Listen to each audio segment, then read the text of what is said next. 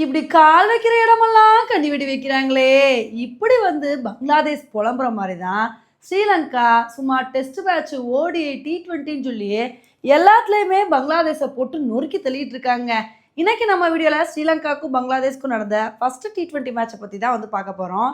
இந்த மேட்ச்சில் பங்களாதேஷ் தாங்க ஃபர்ஸ்ட் பேட்டிங் பண்ணாங்க. சரி, டெஸ்ட்லேயே ஓடிஐல தான் சொதப்பிட்டாங்க. T20ல நல்ல ஒரு பர்ஃபார்மன்ஸ் கொடுத்தாங்க. பேட்டிங்கில் நல்ல அதிரடி காட்டி ஸ்ரீலங்காவுக்கு எதிராக 200 ரன்னுக்கு மேலே எடுத்து பட்டையை கலப்பாங்க அப்படின்னு தாங்க எதிர்பார்த்தோம். ஆனால் இன்னைக்கு மேட்ச்சில் நடந்ததே வேறாங்க. தன்சீர் ஹாசன் நல்ல ஒரு இன்னிங்ஸ் கொடுப்பாருன்னு பார்த்தா அவர் ரொம்ப வேகமாகவே அவுட் ஆகிட்டாரு. அதுக்கப்புறம் ஹொசைன் நல்லா விளையாண்டுட்டு இருந்தாரு. அவர் கூட லிட்டன் தாஸ் நல்ல ஒரு பார்ட்னர்ஷிப்பை போடுவார்னு பார்த்தா லிட்டன் தாஸ் வேண்டர்சேவோட பாலில் வந்த ஸ்பீட்லேயே நடைய கட்டிட்டாருங்க. அதுக்கப்புறம் ஹொசைன் நல்ல ஒரு இன்னிங்ஸை கொடுப்பாருன்னு எதிர்பார்த்தோம். ஆனால் அவரும் ஒரு கட்டத்தில் அவுட் ஆகிட்டாரு. அதுக்கப்புறம் பங்களாதேஷ்க்கு ஸ்கோரே வரலங்க. 20 ஓவர் முடிவில் பங்களாதேஷ் வெறும் 154 ரன்னு தான் எடுத்தாங்க. இந்த அளவுக்காவது ஸ்கோர் வந்துச்சுன்னா இதுக்கு கடைசி நேரத்தில் சமீம் ஹொசைன் அதிரடி காட்டினதும் முகமது நயீது கொஞ்சமாவது டீசெண்டாக விளாண்டது தாங்க காரணம். இவங்க 2 பேரும் இன்னும் சொதப்பிருந்தாங்கன்னு வச்சுக்கோங்களேன், இன்னும் பங்களாதேஷ் ஒரு மோசமான ஸ்கோரை தான் எடுத்திருப்பாங்க. இந்த ஒரு ஸ்கோரை பார்த்தோன்னே நமக்கு தெரிஞ்சு போச்சு, இதெல்லாம் ஸ்ரீலங்கா சப்ப மேட்ரு சால்ட் வாட்டர்னு சொல்லிட்டு அசால்ட்டாக சேஸ் பண்ணிட்டு போயிட்டே இருப்பாங்கன்னு சொல்லி அதுக்கு தகுந்தாப்புல இன்னைக்கு பத்தும் நிசங்காவும் குசால் மெண்டிஸும் சூப்பராக இன்னைக்கு இன்னிங்ஸை ஸ்டார்ட் பண்ணாங்க.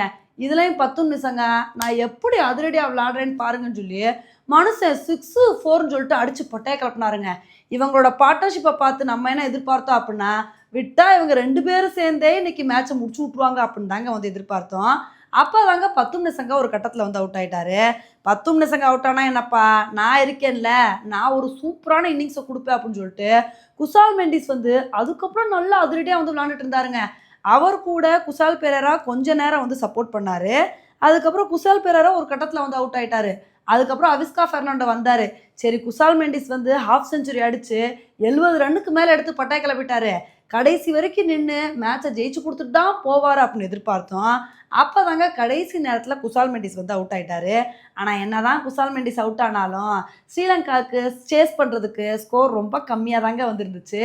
இதனால ஸ்ரீலங்கா இந்த மேட்சை ரொம்ப அசால்ட்டாக ஒரு ஓவர் மிச்சம் இருக்கும்போது 7 விக்கெட் வித்தியாசத்தில் ரொம்ப கம்ஃபர்டபுளாக வின் பண்ணிட்டாங்க. இப்போ இந்த மேட்ச்சில் ஸ்ரீலங்கா வின் பண்ணதுக்கான காரணம் என்ன அப்படின்னா, பங்களாதேஷோட புவரான பேட்டிங் பர்ஃபார்மன்ஸ் தாங்க.